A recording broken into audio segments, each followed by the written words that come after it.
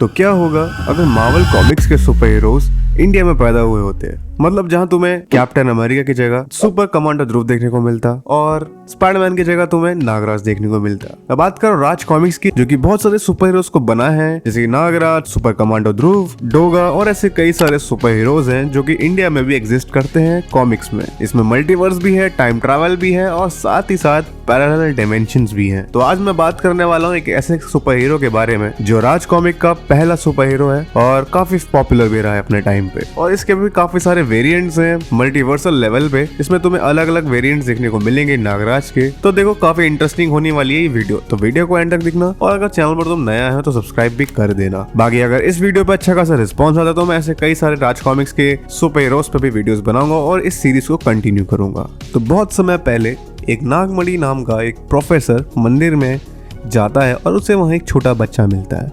उस बच्चे को जैसे ही वो उठाता है तभी वहाँ पे एक नाग देवता प्रकट होते हैं।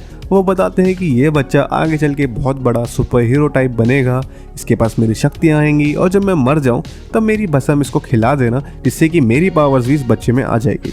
इस बच्चे की ब्लड स्ट्रीम में फ्लो करता है सबसे भयानक जहर जिसका नाम है हलाहल। और उसे यह भी बताता है कि इसकी माँ असल में उस देवता की पुजारन थी जिसके साथ दुष्कर्म हुआ और तब जाके एक नागराज पैदा हुआ। उसके बाद वो इस बच्चे को ले जाता है नागमणि अपने घर पे और उसे पालता है, जिसपे ये एक्सपेरिमेंट करता है और अलग अलग सांपों से यानी 1000 सांपों से कटवा कर उसके अंदर जहर डलवाता है। मतलब धीरे धीरे वो उसके अंदर स्ट्रेंथ बढ़ा रहा होता है। उसे मार्शल आर्ट सिखवाता है, उसे मतलब एक तरह का हथियार बनाता है जिसे वो अंडरवर्ल्ड में जाकर इसका दाम लगाकर बेच सके या मिशंस में भी उसकी बोली लगा सके।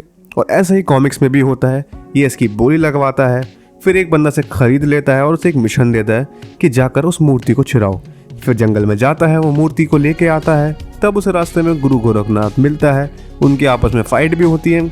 इसके बाद नागराज हार जाता है। उसके बाद वो साधु उसके दिमाग से वो चिप निकालता है जिससे कि नागमणि से कंट्रोल कर रहा होता है और मैनिपुलेट करता है। बाद में जब उसे होश आता है तो वो खुद से वादा करता है कि वो टेररिज्म को इस दुनिया से खत्म कर देगा और उसके बाद वो चला जाता है। और इसी टाइमलाइन में एंड में एक लास्ट कॉमिक आती है इसकी, विशर्पी की शादी, जिसके बाद ये नागराज हमें फिर देखने को नहीं मिलता। फिर हमें बाद में अनूप सिन्हा जी ने नागराज की स्टोरी को एक अलग अंदाज में लिखा, मतलब अलग स्टोरी और एक अलग स्टाइल में, जो कि मेन टाइमलाइन का ये नागराज है और इसके काफी सारे वेरिएंट्स भी हैं। और ये यही नागराज मोस्टली तुम्हें हर कॉमिक में मिलेगा और सबसे स्ट्रॉन्गेस्ट नागराज भी यही वाला वर्जन है। और बेसिकली ये इंडियन वर्जन की अवेंजर्स भी क्रिएट करता है। तो इसकी स्टोरी बेसिकली यही है, जहाँ से गुरु गोरखनाथ से जब ये मिलता है उसे वचन देता है कि मैं ये सब करूंगा, टेररिज्म को खत्म करूंगा। जिसके बाद वो एक महानगर के शहर में रहने लगता है अपनी 2 आइडेंटिटी से, यानी दुनिया की नजर में वो एक राज नाम के इंसान के रूप में रहता है। मतलब वैसे कि जैसे कि Gangadhar, Shaktimaan, Superman, Clark Kent,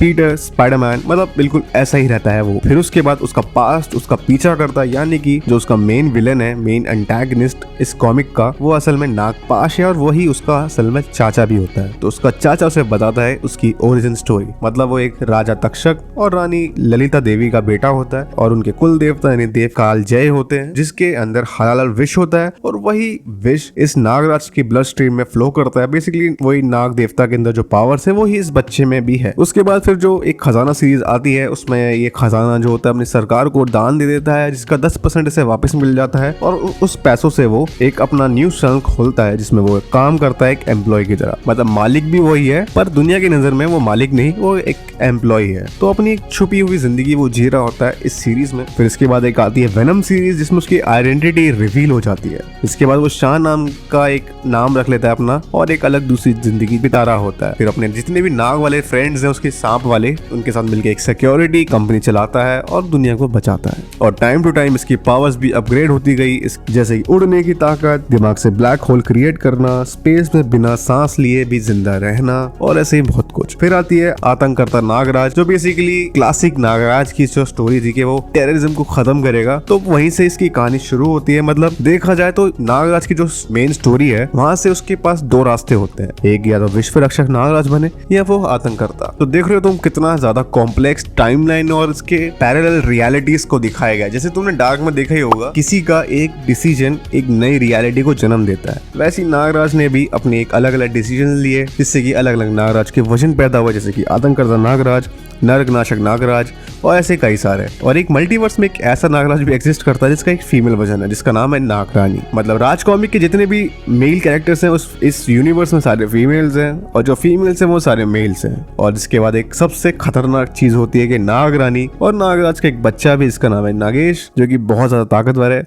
but हमें कॉमिक्स के अंदर वो एक बच्चे के रूप में दिखाया है। बट कुछ स्टोरीज में, जैसे कि कुछ फ्यूचर वाली स्टोरीज में, वो टाइम ट्रैवल के थ्रू उस बच्चे को दिखाया गया कि भाई फ्यूचर में खतरा है, टीम अप कर लेते हैं ये लोग आपस में। मतलब काफी ज्यादा इंसेन चली जाती है कॉमिक। तो देखो काफी ज्यादा इसकी स्टोरी काफी इंटरेस्टिंग है और तुम्हें पढ़नी भी चाहिए। ऐसे कई सारे इंडियन सुपर हीरोज है कॉमिक्स में जो तुम्हें पढ़ने चाहिए। वैसे अभी कार्तिक आर्यन की नागजिला आ रही जो कि नागराज से इंस्पायर्ड है, और आर्यन खान भी अभी डोगा और ऐसी काफी सारे कैरेक्टर्स पे भी मूवी बनाने वाला है या सीरीज। तो देखो भाई, तुम्हें जाननी होगी जितनी भी कहानी है हमारे इस राज कॉमिक्स में, जितने भी कैरेक्टर्स हैं, तो उसके लिए भाई मैं वीडियोस बनाता रहूंगा। बस तुम मेरे चैनल को सब्सक्राइब करना, लाइक करना और वीडियोस देखते रहो। बाकी मैं मिलता हूँ नेक्स्ट वीडियो में। Thanks for watching. नागराज अत्याचारियों को छोड़ता नहीं, तोड़ता है। और नहीं तो जो हमारी शक्लें देख के तुम्हें डर नहीं लगा, जो बनने के लिए तन के खड़ा है।